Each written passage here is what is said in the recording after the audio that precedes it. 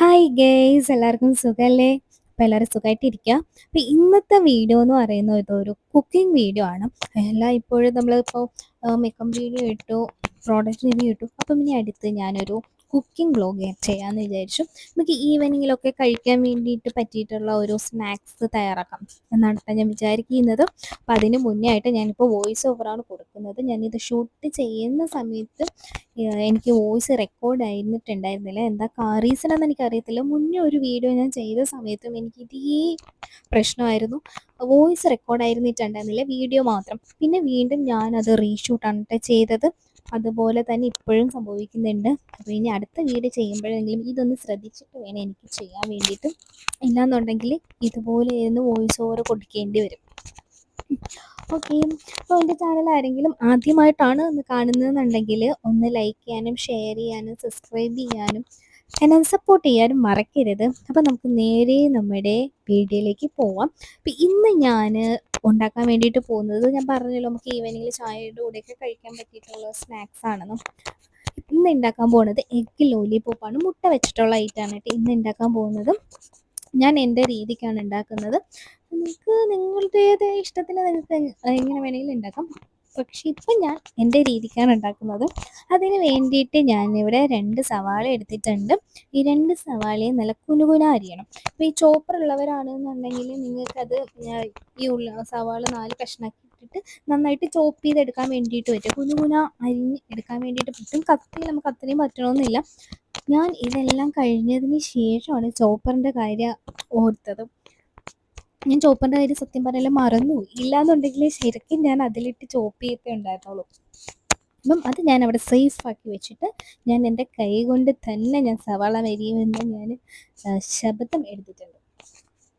അതാണ് കേട്ടോ നിങ്ങളിപ്പോൾ ഈ കണ്ടുകൊണ്ടിരിക്കുന്നത്.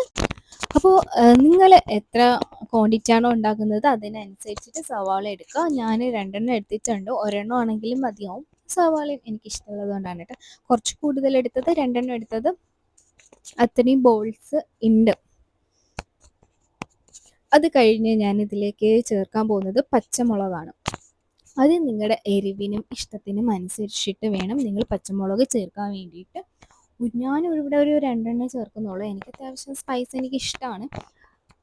പച്ചമുളകിൻ്റെ ഒരു ടേസ്റ്റും ഇഷ്ടമുള്ളത് കൊണ്ട് ഞാൻ അതും എന്തായാലും 2 എടുക്കുന്നുള്ളൂ. കാരണം ചിലപ്പോൾ എരിവ് ബാക്കിയുള്ളവർക്ക് എരിവ് സെറ്റാവണം എന്നില്ല.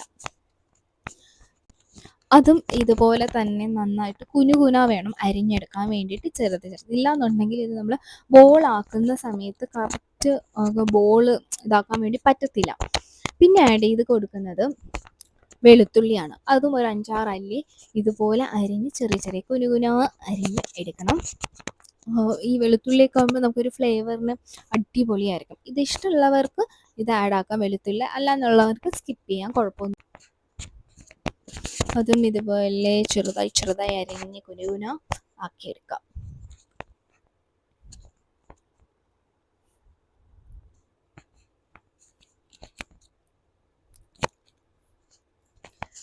അടുത്ത് ഞാൻ ഇതിലേക്ക് ആഡ് ആക്കാൻ പോകുന്നത് ഇത് നമ്മളിപ്പോൾ മല്ലിയില എന്ത് ഫുഡിലിട്ടാലും അടിപൊളി ഫ്ലേവർ ആയിരിക്കും. ചിലർക്ക് ഇഷ്ടമുണ്ടാവും, ചിലർക്ക് ഇഷ്ടമില്ലാതിരിക്കാം. ഇഷ്ടമുള്ളവർക്ക് ഇടാം, അല്ലാത്തവർക്ക് സ്കിപ്പ് ചെയ്യാം.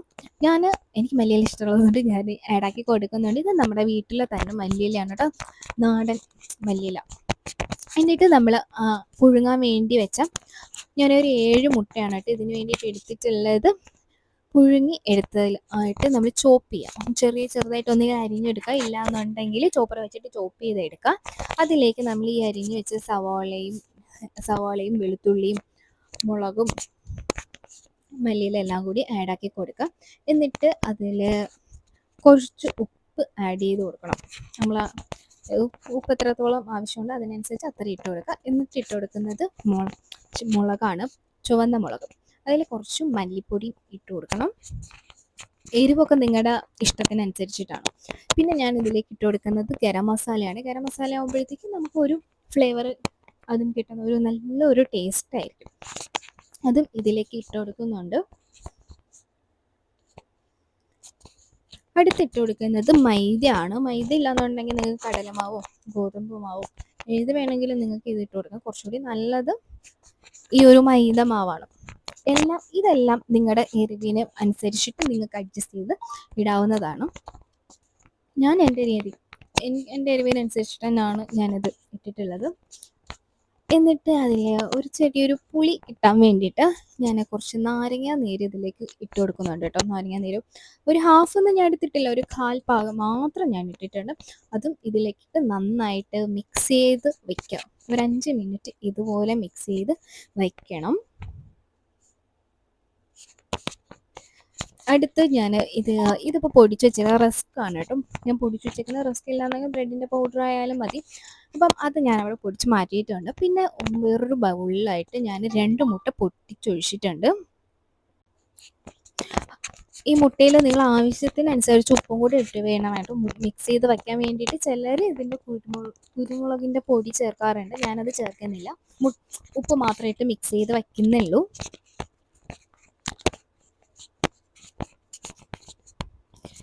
ഇനി ഇത് ഫുള്ളായിട്ട് നമ്മുടെ കൈ കൊണ്ട് തന്നെ നമുക്കത് മിക്സ് ചെയ്ത് ഒരു ബോൾ ഷേപ്പ് ആക്കി എടുക്കാം. ബോൾ ഷേപ്പ് ആക്കി എടുത്തിട്ട്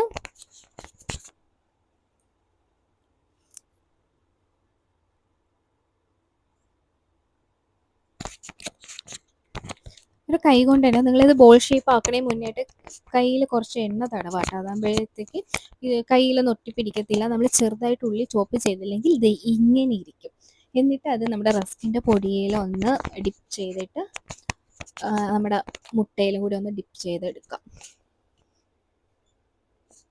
ഇതുപോലെ ഡിപ്പ് ചെയ്ത് നമുക്ക് ഓരോ ബൗളായിട്ട് ഉണ്ടാക്കിയെടുക്കാം.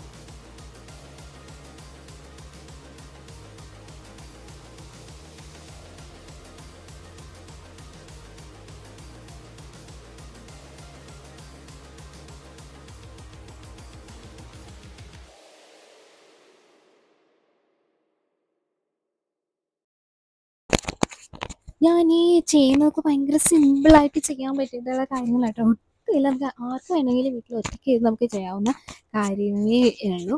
ഇതുപോലെ ഓരോന്ന് ഷേപ്പ് ചെയ്ത് മാറ്റി വെക്കാം. അടുത്ത് ഞാൻ ഒരു പാൻ വെച്ചിട്ടുണ്ട്. അതിൽ നമ്മുടെ വെളിച്ചെണ്ണ ഒഴിച്ചു കൊടുക്കുവാണ്. അതൊന്ന് തിളച്ച് വരുന്ന സമയത്ത് നമുക്ക് നമ്മുടെ ഓരോ ബോളും ഇതിലേക്ക് ഇട്ട് കൊടുക്കാം. നിങ്ങളൊരു കാര്യം മനസ്സിലാക്കുക, കോലില്ലാത്ത ലോലിപോപ്പാണ് ഞാനിവിടെ ഉണ്ടാക്കാൻ വേണ്ടിയിട്ട് പോകുന്നത്. ജസ്റ്റ് റൗണ്ടിൽ മാത്രമേ ഞാൻ ഉദ്ദേശിക്കുന്നുള്ളൂ. അതിൽ കിട്ടാനുള്ള കോൽ ഇവിടെ ഇല്ല. അതിൻ്റെ കാര്യം ഞാൻ പിന്നീടാണ് കേട്ടോ ഓർത്തത്. ഉണ്ടായിരുന്നു, എവിടെയോ ഉണ്ട്, പക്ഷേ അതെനിക്ക് എൻ്റെ കയ്യിൽ കിട്ടിയിട്ടില്ല. അതുകൊണ്ട് ആ കോലിൻ്റെ കാര്യത്തിൽ നിങ്ങളുടെ അടുത്തൊന്ന് ക്ഷമിക്കണം. ഇതുപോലേക്ക് ഉണ്ടാവും.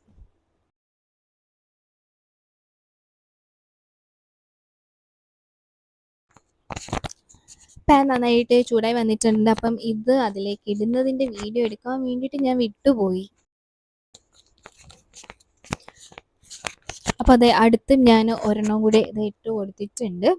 നിങ്ങൾ പേടിക്കണ്ട, എൻ്റെ വീഡിയോയുടെ ഷെയ്ഡ് മാറിപ്പോയിട്ട് അത് ഫിൽറ്റർ മാറിപ്പോയി. അതാണ് ഈ ഒരു കളർ, പച്ച കളർ, കറുത്ത പച്ച. അപ്പം ഇതുപോലെ എണ്ണയിൽ ഓരോന്നായിട്ട് പെട്ടെന്ന് പെട്ടെന്ന് മൂപ്പിച്ചു പെട്ടെന്ന് പെട്ടെന്ന് ഇത് മൂത്ത് കിട്ടും കേട്ടോ. ഒരുപാട് കരിഞ്ഞു പോവാതെ നിങ്ങൾ നോക്കണം. ഇതുപോലെ ഓരോന്നായിട്ട് നമുക്ക് മൂപ്പിച്ച് മാറ്റാം. നമ്മൾ വളരെയധികം ശ്രദ്ധാപൂർവം ചെയ്യേണ്ട കാര്യമാണ്. നമ്മൾ ഈ ഒരു സാധനം ചെയ്തെടുക്കുന്ന സമയത്ത് നമ്മൾ ശ്രദ്ധിച്ച് വേണം നിൽക്കാൻ വേണ്ടിയിട്ട്. കാരണം ഇത് പെട്ടെന്ന് ഇത് മൂത്ത് കരിഞ്ഞു പോകാനുള്ളൊരു ചാൻസ് ഉണ്ട്. അപ്പം കരിയാണ്ട് തന്നെ ഓരോന്നായിട്ട് ഇട്ടെടുക്കുന്നതായിരിക്കും കുറച്ചും കൂടി നല്ലത്. ഇല്ലാന്നുണ്ടെങ്കിൽ എല്ലാം കൂടി കരിഞ്ഞു പോകും. നമ്മൾ പുറത്ത് മുക്കിയിരിക്കുന്ന ആ റസ്കിൻ്റെ പൗഡറില്ലേ, അത് കരിയാനുള്ള ഒരു ചാൻസ് ഉണ്ട്. അപ്പോൾ നമ്മൾ ശ്രദ്ധിച്ച് തന്നെ ഇത് എല്ലാം ഓരോന്നായിട്ട് മൂപ്പിച്ചെടുക്കാം.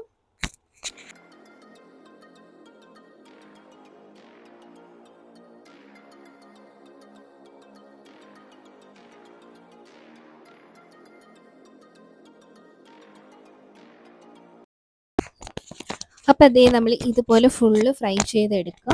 അപ്പം ഭയങ്കര സിമ്പിളായിട്ട് നമുക്ക് ഈവനിങ് ഉണ്ടാക്കാൻ പറ്റിയിട്ടുള്ള ഒരു ഐറ്റമാണ്. നിങ്ങളെല്ലാവരും വീട്ടിൽ ട്രൈ ചെയ്ത് നോക്കുക. അപ്പം ഈ ഒരു വീഡിയോ നിങ്ങൾക്ക് ഇഷ്ടപ്പെട്ടാൽ ലൈക്ക് ചെയ്യാനും ഷെയർ ചെയ്യാനും സബ് ചെയ്യാനും മറക്കരുത്. അപ്പോൾ അടുത്ത വീഡിയോയിൽ കാണുന്നവർക്ക്